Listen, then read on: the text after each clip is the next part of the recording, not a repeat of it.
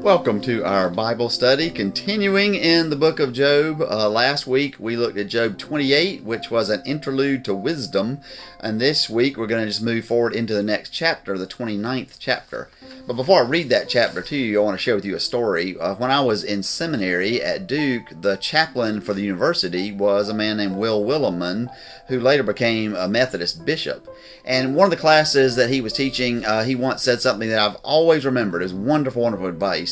He said, all of you young seminarians, you're getting ready to go out, and you're going to go out and you're going to try to change the world. And that's great. And that's what we want you to do. That's what your calling is to do, go into all the world and to bring the gospel. And he said, but you're going to get into a bunch of churches out there and you're going to see the need for them to change. And you're going to see things that need to happen in order for that church to be able not merely to survive, but actually to fulfill its mission. And you're going to hit stiff resistance. And a lot of the resistance you're going to hit is from some of the older members in the church. And you're going to be tempted to really be critical of them, to say, that they are just won't listen to reason, or that they're sticks in the mud, that they won't listen to God's call, that they just have to oppose anything and everything, and you go wonder what in the world is wrong with them. And he said, I'm going to tell you what is wrong with them, and I want you to have some sympathy and some empathy for them. And he said, what is going to happen is, or what is happening is that they are absolutely up to their eyeballs in change, and they just cannot stand any more change. I mean, their bodies are changing and their bodies won't do what they once did. They spend a lot of time in doctors' offices because their bodies are changing so much. They are people who have retired, and although that is a wonderful thing in lots of ways, it also means that they've lost something. They lost a more regular pattern of how their life works, and they've also lost maybe some sense of purpose in their lives because they aren't in their career working anymore. Many of them will have lost their spouses, and these are people who were married for 45 or 50 or more years, and now this partner they had for all of these years, day in and day out, is gone, and that's just devastating. And it's change they didn't want, and it's change they didn't look forward to, and it's just change that has them just kind of swimming in change. And then they're losing other family members and friends, and not only do they go to the doctors a lot, but they go to a lot of funerals. And so they are up to their eyeballs in change, and they just want one place where things don't change, just one place where things can be the way they always were, and that is so often for them the church. And so then you come in and the church needs a change, and it does. And you need to push change and to make change in the church if it's going to be able to survive, if it's going to be able to thrive, if it's going to be able to carry out its gospel mission. And yet be aware that their problems aren't that they don't want change or they don't want the church to thrive or to spread the gospel, but they are just so awash in change. They just want something that is not changing. And so be as gentle as you can with them and help try to lead them into change in a gentle way rather than just being critical of them, because you don't know what it is to live the lives that they're living right now. And that was great advice, and I can't tell you I've always followed it, but I try to. And sometimes when I hit some resistance to something that I want to do, particularly from somebody who maybe is a bit older, I try to think, well, now why is it that they're resisting? And it isn't necessarily that they are unspiritual or they don't care about the gospel or something, but maybe they just are tired of change and just need something that is static for them in their lives, that is like it always was. And I really hear that in the 29th chapter of Job. This is Job's 10th speech, and it runs from chapter 29 through chapter 31, but it sounds a lot different from his other speeches. Here, at least in the 29th chapter particularly, he's not so much asking God a bunch of questions or proclaiming his innocence. He's simply kind of looking backwards with great longing and wishing that things were the way they once were, and we certainly can all probably sympathize with that in one way or another. And so I want to share with you the 29th chapter, and I'm going to read to you from the Message, Eugene Peterson's translation, because I just love the way that he captures the poetry and the freshness of Job's language. And so here is Job 29. You remember Job 28 was that interlude in wisdom, and now we get an idea that 28 wasn't Job speaking, because the 29th chapter begins, Job now resumed his response. Oh, how I long for the good old days, when God took such good care of me. He always held a lamp before me, and I walked through the dark by its light. Oh, how I miss those golden years when God's friendship graced my home, when the Mighty One was still by my side and my children were all around me, when everything was going my way and nothing seemed too difficult. When I walked downtown and sat with my friends in the public square, young and old greeted me with respect. I was honored by everyone in town. When I spoke, everyone listened. They hung on my every word. People who knew me spoke well of me. My reputation went ahead of me. I was known for helping people in trouble and standing up for those who were down on their luck. The dying blessed me, and the bereaved were cheered by my visits. All my dealings with people were good. I was known for being fair to everyone I met. I was eyes to the blind and feet to the lame, father to the needy, and champion of abused aliens. I grabbed street thieves by the scruff of their neck, and I made them give back what they had stolen. I thought, I'll die peacefully in my own bed, grateful for a long and full life, a life deep-rooted and well-watered, a life limber and dew-fresh, my soul suffused with glory and my body robust until the day I die. Men and women listened when I spoke, hung expectantly on my every word. After I spoke, they'd be quiet, taking it all in. They welcomed my counsel like spring rain, drinking it all in. When I smiled at them, they could hardly believe it. Their faces lit up. Their troubles took wing. I was their leader, establishing the mood and setting the pace by which they lived. Where I led, they followed. And so that's the 29th chapter, and he continues in 30 and 31 in this speech. And we really hear Job here being nostalgic for the good old days. And that's just like us, all of us, when we get older. We are somewhat nostalgic for those good old days when our bodies worked like they are supposed to, and when things were going well for us and that kind of thing. And so Job isn't wrong here. It's okay to look back, and it's okay to look back with a great fondness. He has lost a lot. He's lost more than any of us perhaps can imagine, because he lost everything in just a very short period of time. And when I imagine Job sitting on that dust heap, and that's how he is pictured, of course, in the book, sitting on this dust heap, I always picture a hill up behind him, and on that hill there are 10 graves, the graves of all of his children. He has lost so much. And he just wants life to be the way that it once was, that it was before, that it never will be again. And we have to acknowledge that in spite of that fact, for Job, but even more so for us who haven't lost as much as he has lost, that the good old days weren't really as good as we remember. We look back and we remember the good old days, and we forget about some of the pain and the drama and the struggles that we had. In this passage, he says life wasn't difficult. And life, in some ways, always, there are difficulties that we have to face. There's always stuff that we have to go through. We just don't feel it as much anymore because time has passed, and now we're feeling maybe more whatever is happening to us in the here and the now. And part of what is going on here for Job is he's grieving. He is literally grieving the death of 10 children, and that's hard to imagine. And he's also grieving the fact that old life is gone and it's never coming back. And even though at the very end of the book he gets everything restored, he even gets 10 children back at the end of the book, but there are still those 10 graves, and life will never be the same in that sense. And so I think we need to recognize first that grief is a process, and that we're finding Job here in the middle of this process, and it is okay in that process to be absolutely feeling so alone and so like life has just completely passed us by, and that the only good there is behind us, and there's nothing ahead of us but pain and misery. It's okay. That's a part of grief, and that's okay. We don't want to get stuck in there. Yea, though I walk through the valley of the shadow of death. We want to walk through that valley, but how we get through is, of course, you are with me. I won't be afraid of any evil, for you are with me, and your rod and your staff, they guide me. And Job will have an experience with God in just a very few chapters. But for now, he's in the middle of that dark valley and he's grieving. And so I want to kind of pause here, I guess, almost, and tell you a story of grief and how one person, I wouldn't say overcame it, but how one person made that journey with grief.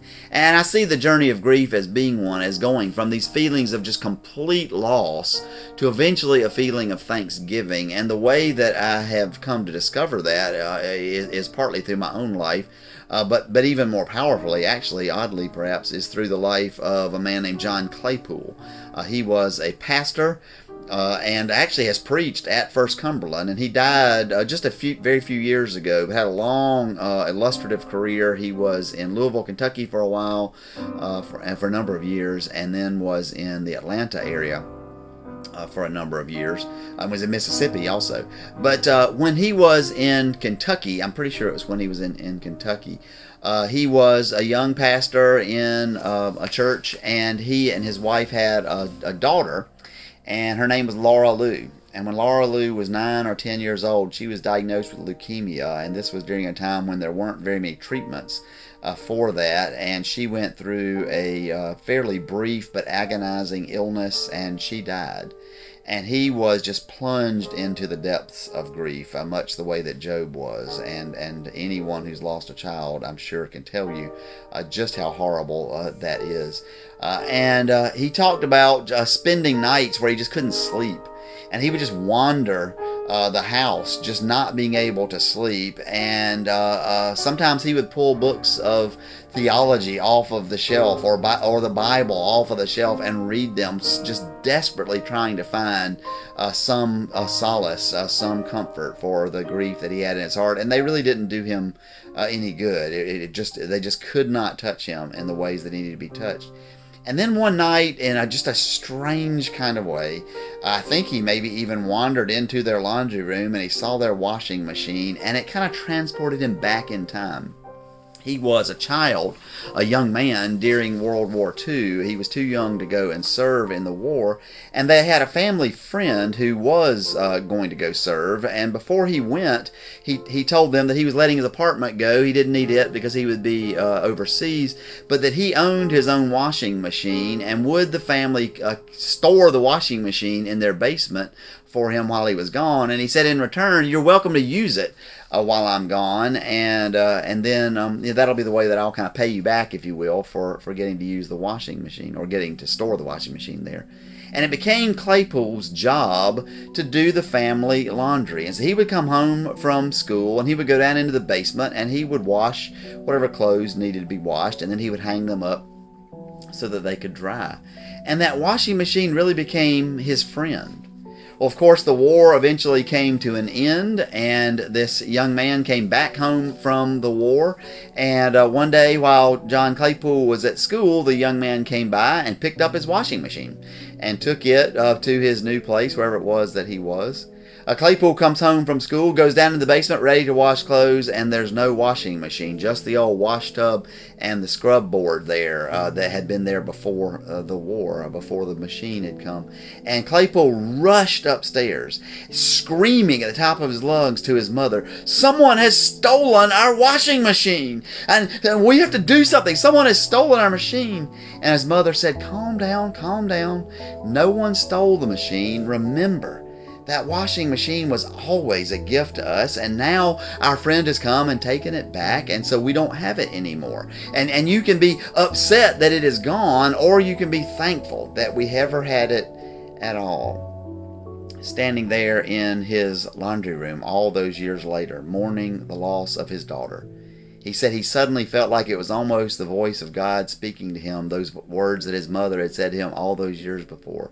Remember, Laura Lou was never yours to begin with. She always was a gift. And you can spend the rest of your life sorry that that gift is now gone, or you can find a way to be thankful that you ever had her at all.